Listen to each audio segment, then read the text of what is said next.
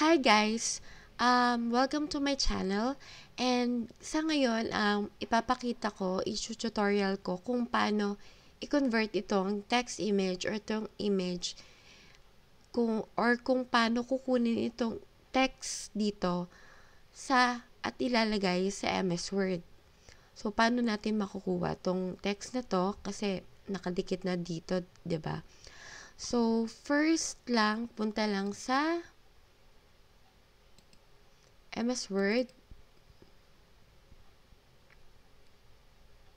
Documents, okay, blank document, and then, punta sa Insert, and then, Pictures, and then, hanapin mo yung files na gusto mong i-convert into text image. So, ito yung napili ko, yung kanina ito. So, insert lang. Ayan, so ito yun, diba? So, ang gagawin mo ay, so first, hinanap mo yung image, diba? In-insert mo. And then, second, isave mo yung file. Save as. And then, kung saan mo ilalagay siya sa folder dito na lang. And then, lagay mo yung file. Kung nga project,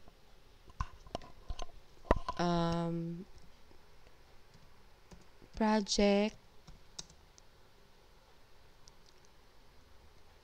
12. 30 na lang. Or, meron na pala. Okay. Project 15. Then, save. Instead of Word document, save mo siya as PDF. Then, save. Ayan, PDF na siya. Save as type PDF. Then, save.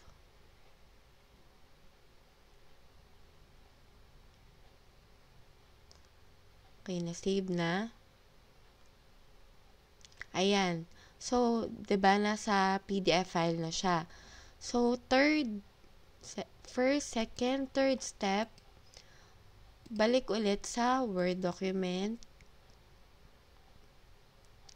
Then, blank document. And then, file. And then, browse. Hanapin mo yung PDF file na sinave mo kanina. So, nasa folder yun na ito. Diba? Project 15. So, Project 15, open. Ayan. So, we will now convert your PDF to an editable Word document. This may take a while. The result Word document will be optimized to allow you to edit the text so it might not look exactly the original PDF, especially if the original file contained a lot of graphics. So, okay lang. Then, hintay ka lang. And then, ayan. So, napunta lang siya sa... So, yan guys. So, purely text na siya, hindi na siya image. So, ganun lang kadali guys. So, in-convert.